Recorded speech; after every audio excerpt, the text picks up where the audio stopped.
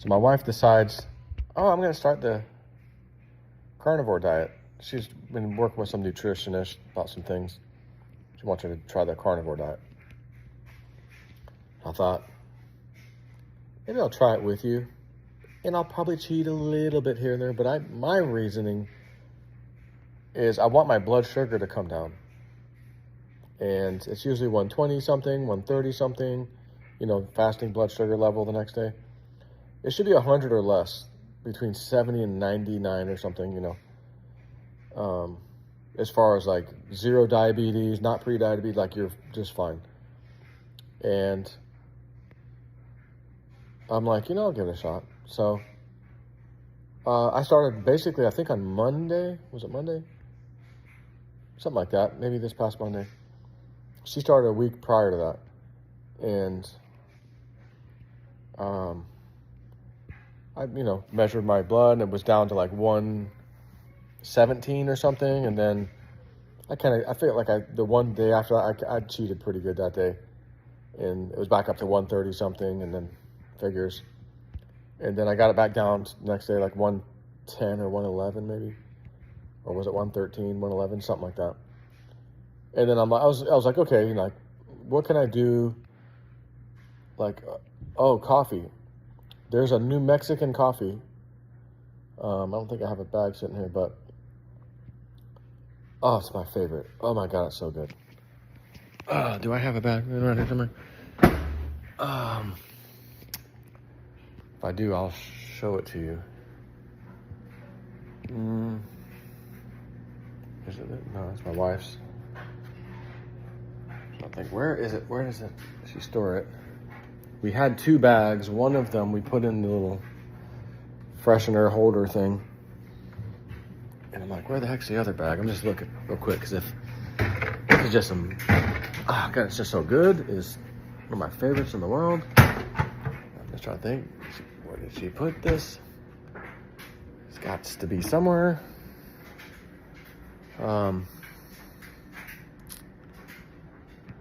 And I'm not sure if you can just find it by searching for New Mexican coffee or New Mexico Coffee Company or something like that.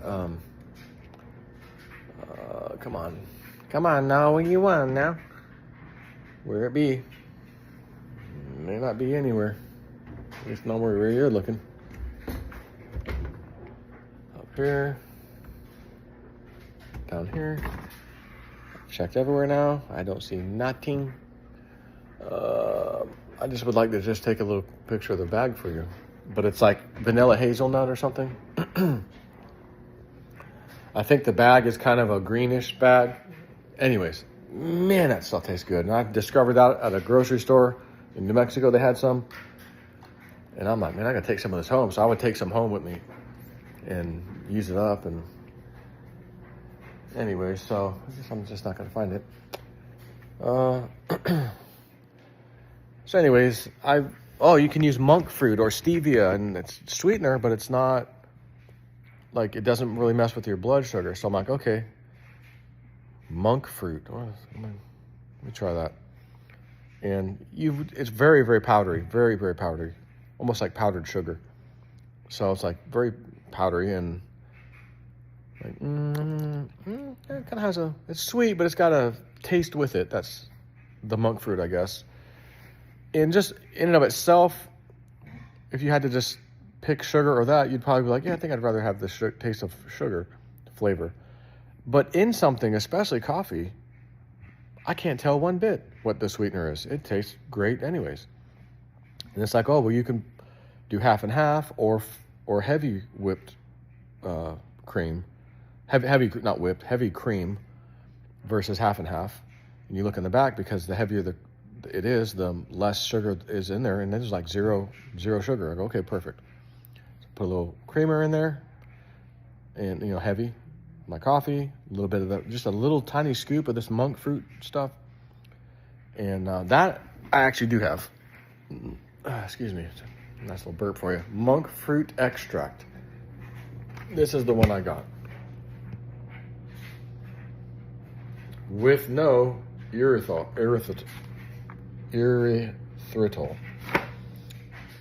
for some reason, I felt like I looked that up a bit and was like, yeah, you try to get it without that, whatever the heck that stuff is. So I found that bag, and it's very powdery. I bought a little shaker that's made for powdered sugar off of Amazon. Poured some in there, and that's what I use. Which I just got the containers today, so I put some in there, and I'll give it a try tomorrow. And then you have like these little Atkins keto chocolate bars and caramel things. And it's like, oh, that has maybe 0 grams of sugar, or 1 gram, or one of the worst ones had like 2 grams per bar. So it's like, you have a little sweet tooth during the day. Is 2 grams of sugar going to kill you in a day? Absolutely not. And it satisfies that, oh, I need a little snack, like thing. So for me, I'm like, my wife, no, I'm not touching that. I won't touch it. Okay, I know you're strict. I'm not so strict. I just want to get my blood sugar down. So for the last 2 days, today I was 103. The day before, I think I was 104. And I don't remember the day before that. Maybe that was when I was like 113 or something, or I don't remember. But I'm driving yesterday to Sarasota, hour away. And I'm almost to my destination, and I'm like, I've got my glasses on, which are for longer range. Wait a minute.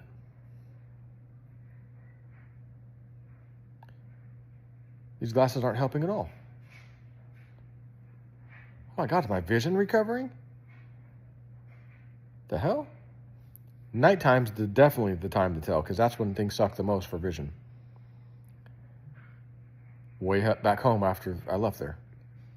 Same thing. Okay, there comes a sign. I can just start to read it. Oh, yep, still read it. Ooh, okay. Wow. What the hell? So, sugar, glaucoma, right? Isn't that what it's called? Essentially, sugar of the eyes. Everything, all these problems, sugar, sugar, sugar. And then you have these foods that aren't exactly sugar, pieces of bread or certain things or refined foods, and all of a sudden you eat it and it breaks down essentially parts of it into lots of sugar. So you can't eat damn near anything in America because we love the sugar in this country. It's in everything. Let's take out the fats and add sugar to everything. That's what they did in the 70s that started that crap, I think.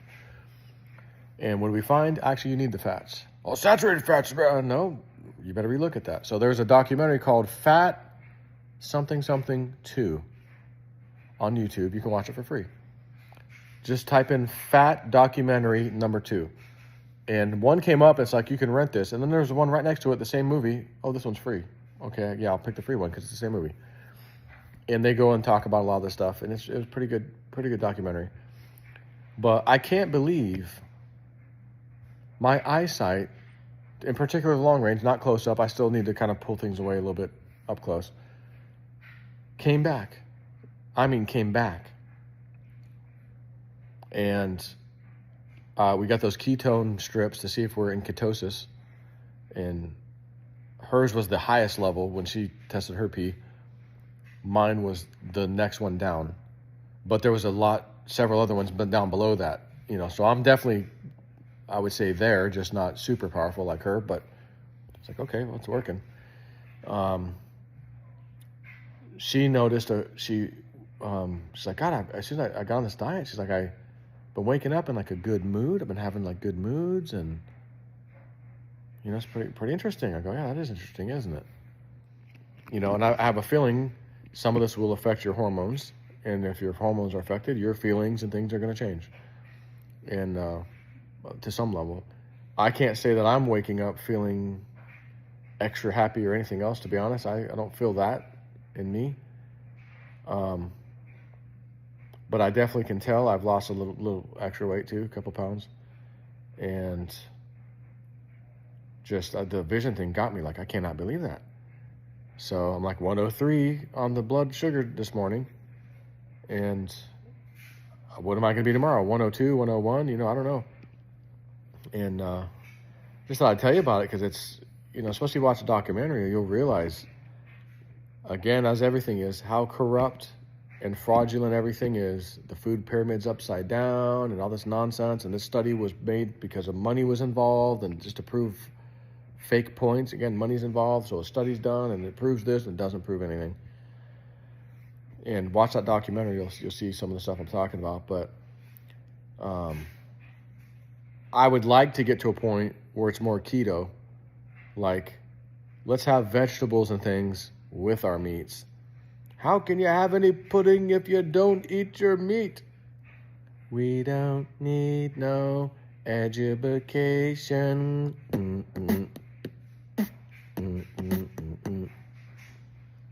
So, I forgot to tell you about this.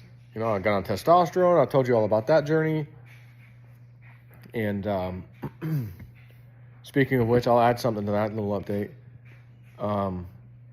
When you get on testosterone, your body recognizes you have more testosterone than it's normally used to. So it tells your testicles, you need to stop producing. We don't need your help, which causes them to shrink. Some guys feel a little bit of pain from that. Other guys, myself included, did not feel pain, but the old boys did shrink a bit to where I go,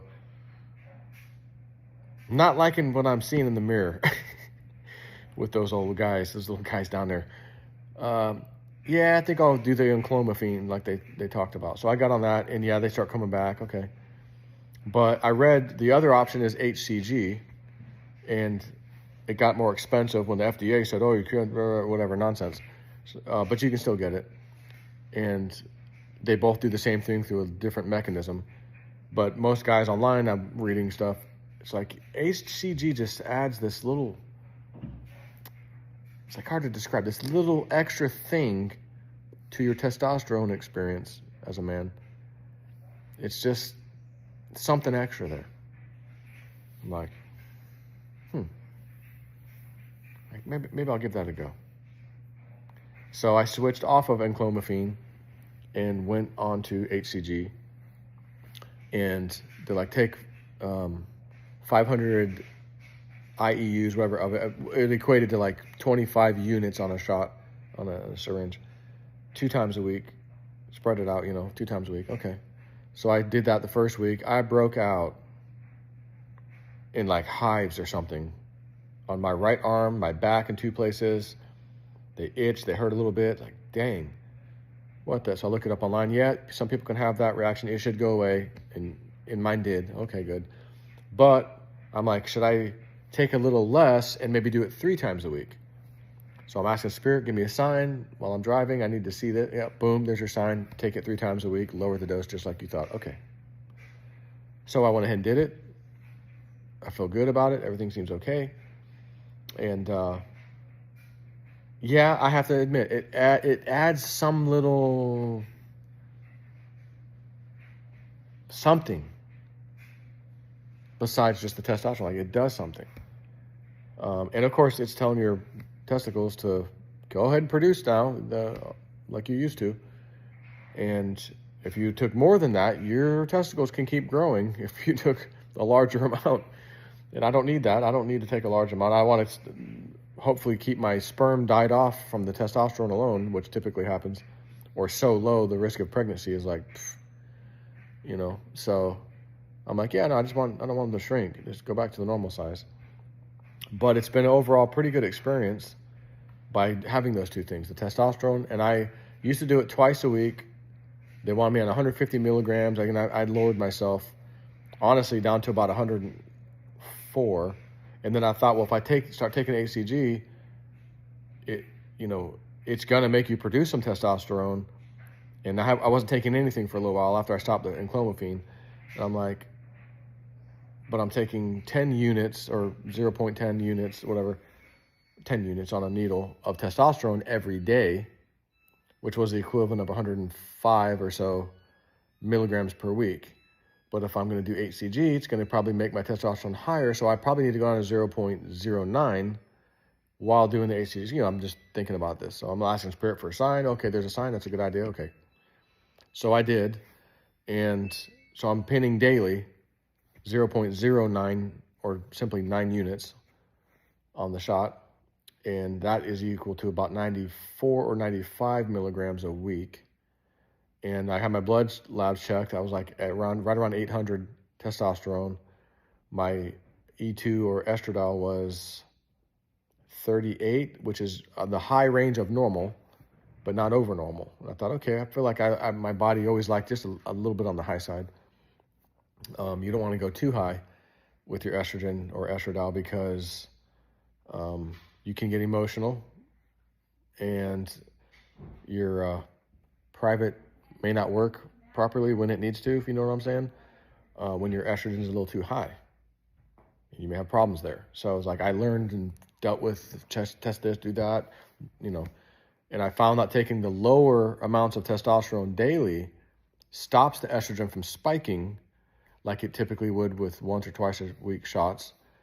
And even though I'm on HCG, and guys like, oh, you got an HCG, your estrogen could spike. Be careful, watch it. Again, I have a lower dosage 3 times a week, and I'm getting my blood labs. I'm like, I can't believe my estrogen isn't even flagging as high, even if it's a tiny bit high. It's still within the normal range, just at the very high end of normal, which I'm actually happy with that. I'm okay. I'm happy about this. And my testosterone was like 797, like 800. I'm like, okay, I think I'm going to leave it here. So I've been feeling pretty good with everything. Like, I think I'm in a good spot, I feel good. Sex drive is good. Performance, honestly, all that, I got everything dialed in pretty good right now, man. And my wife had her numbers checked recently, because I'm like, Evelyn, I'm seeing things in you this last year that was the old me. I think you're going through perimenopause. You have like the early stages of it. You have a few of the symptoms already. Oh, I don't think so. I had my numbers checked. They're normal. I go, yeah, but that doesn't mean you're not. Girls who have this problem and then they get put on HRT, they're like, oh my God, this solved all my problems. And their numbers came back normal. So not everybody that means anything for, so yeah, okay, blah, blah, blah. So whatever. Man, I'm having trouble sleeping still. I'm having that. I said, Evelyn, I'm telling you, your hormones are off, man. So she's like, I think I'm going to go see the lady who draws blood that we know. She's referred somebody that was really good with women for that. And I go, yeah, go for it. Just do a consultation. And if she wants you to start something, just do it. Well, she had her blood labs not too long ago. Oh my God, this is the lowest my progesterone and maybe estrogen or something ever was. And even my testosterone was quite low, because women do have some testosterone. And I'm like, see, finally, your labs are actually showing it. So now she's like, okay, well, yeah, since that happened, maybe I should get checked, and maybe get on something. I go, yeah, you should. I'm like, look, I've been on both sides of living most of my adult life with low testosterone, and then getting on it going, oh my God, where's this been all my life? I missed it. I was missing something. I have emotions that I didn't have before. I have feelings that, oh my gosh, I'm a way better husband. I'm a way better father. What the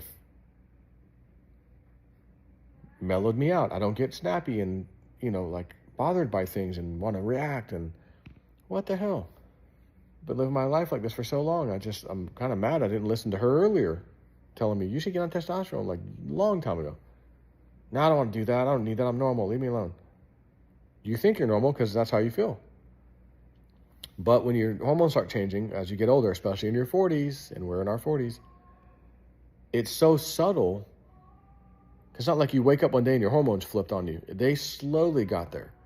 So you slowly get into a little bit different mood, slowly start not liking or wanting sex as much, for example. Slowly start being a little mean to your spouse, kids, whatever. You don't really notice it. They're just aggravating you, and I'm being aggravated. Or whatever, just for example. And then you get on this stuff, and you're back like, oh, I feel 10, 20 years younger. Oh my God, I didn't realize I was feeling the way I was. Now I can tell because I instantly felt this way 2 weeks after I started taking this stuff. That's how it was for me. On that third week, when that third week started, that's when I felt like, whoa. And the first thing was like, oh my God, the sex drive went super hypernova. What the hell's going on here? I can't even function throughout the day. It's all I think about. And then it settles down, and okay. But I was still taking, my numbers were like 1,400 for testosterone. Like, no, that's too high. And I'm like, I got to adjust myself down. But every time I went down, that second to third week period, your body's readjusting to the new dosage. And if it's down dosage, I feel a little depressed today. Something in the past is bothering me. I was thinking about. Next day, oh, I'm feeling good. Okay. You know, but if you go up in testosterone, that doesn't typically happen, from my experience. So, you know, I'm doing all these things, and like again, it's always like, oh, I just want to tell everybody, man, the carnivore diet's like, it's quite good. And she's like, a few days after I started carnivore, my period kicked in a little early. And oh my God, it's the heaviest of my life. So I look it up online. Oh yeah. Some girls are like, yep, my period started earlier and it was super, super heavy. I go, wow, this is just by going carnivore. Just, well, that's it. I'm like, well, we need to be careful. I said, you realize 2 of our kids were born on diets you went on. When you switched your diet, you got pregnant, like almost immediately, by the way. Oh yeah, it's true. I don't think with your testosterone, blah, blah. I go, man, if there's any sperm alive, they might find their way to the golden goose. So, I want the goose like that one, Daddy. So, you know, speaking of which, she's having a hard time sleeping, so she's like, I feel like I need to take a nap. Go ahead, I got you. I'll be down here. Ian's out right now swimming with his older sister, Nicole, and her boyfriend. On the back porch over here, I'm just chilling in here by myself. Well, Emily, Nicole, and Ashley's upstairs. And I thought, let me just do a little video, talk about the carnivore diet, man.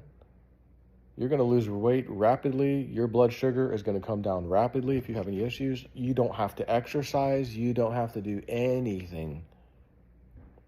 Just change your effing diet and get rid of the sugars. The problem is you eat things that you don't realize turn into sugar.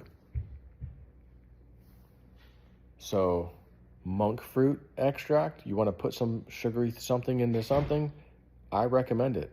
By itself, it does have a little bit of a weird taste, but it's sweet.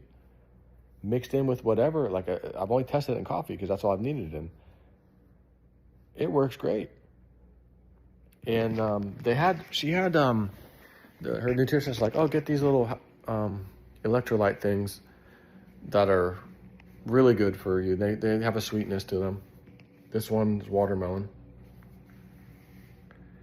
Got these, I think, also on Amazon. And there's that one's pretty good. Mixed berry is her favorite. And then there's passion fruit, lemon, lime. I think they all taste okay, pretty good. Well, I like watermelon. I've been mixing a couple just to experiment. I don't know, whatever. But they're good for some things for your body in the meantime that won't mess with your carnivore diet. And again, it's just a little bit of a sweet drink. Tastes pretty good. So if you have that little sweet tooth, you're kind of craving something rather than go for a soda or energy drink, hey, get one of these. You know, just a powder. Put a little tiny scoop for 16 to 20 ounces of water. Done. Mix it up. Done.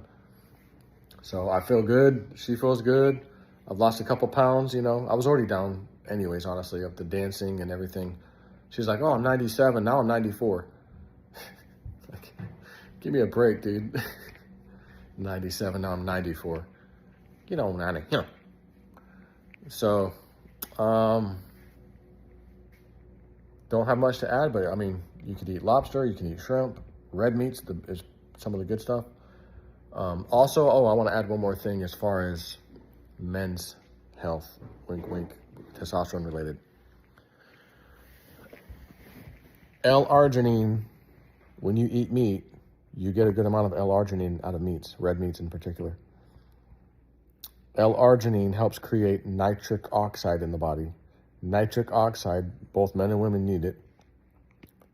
Not nitrous, nitric oxide. Has to do with certain kind of blood flow and things of that nature related to your body, and in particular for men down yonder, down south of their waist belt. See. Wondering if you were like watch them. Yeah. Yep. Okay. We'll go watch the young buck. So that's L-arginine. If you get pills, you got to take a lot of them because your body will eat them up in your digestive system, and you'll get very little L-arginine. However, if you have L-citrulline, it can go through that process and then convert later into the L-arginine. So it's much better at creating it for you. So I'm like, oh, I already had some L-arginine. Let me get L-citrulline, and I bought some pills on Amazon. And like, people are like, oh, if you take about 3 grams, which would be 3,000 milligrams, daily or whatever, or right at night, or mix it up half and half throughout the day, however you want to do it. Like, I'm reading comments, men out there, you're gonna wake up with a tent pole like you ain't never had, beneath your sheets. And so I'm like, okay, maybe I'll start out 3,000 milligrams, I'll give it a shot. And maybe I took a little bit more, I don't remember. But certainly not more than 6,000 milligrams daily. That's too much. I would say for most people, 3,000 should be okay. Maybe 4,000, 4,500. I don't think you should be taking more than that. But you want to talk about some of the hardest erections you've ever had. And someone's like, oh, you'll notice when that nitric oxide gets in you, like when it starts getting higher, when you even soft, if you just squeeze it a little bit, it almost feels like, you ever have those little squishy toys for your kids and you squish it and it comes back out, you squish it, it comes back out, that little squishy feeling. I'm like, what? What the hell are you talking about? For real? Like, well, a bunch of people said so, whatever. Next thing I know,